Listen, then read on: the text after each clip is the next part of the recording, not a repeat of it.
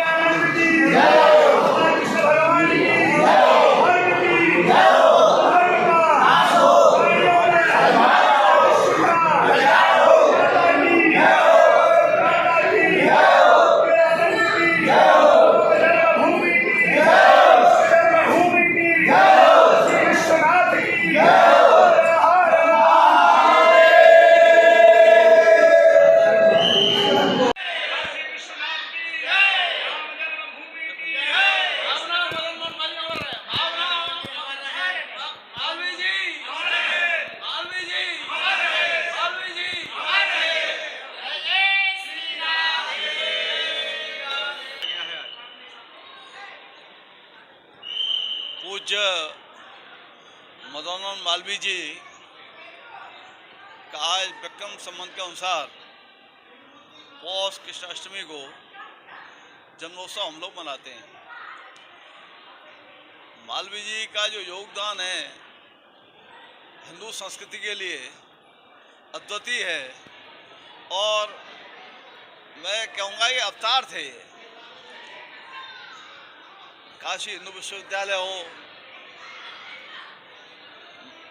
गंगा जी की धारा समाप्त की जा रही थी हरिद्वार में, मतलब जो नहर है जो भीमगौड़ा पर जो मुख्य धारा उसको ख़त्म कर रहे थे।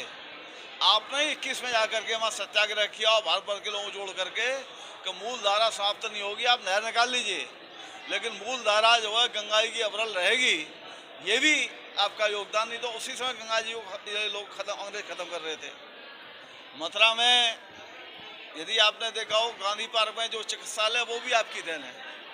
और जो अपनी जो जिसको हम आसानंद गौशाला बोलते हैं, उस समय इनने 1000 एकड़ जगह उस समय खरीदी थी उस गौशाला के लिए। स्वामी आसानंद ने ये शुरुआत की थी।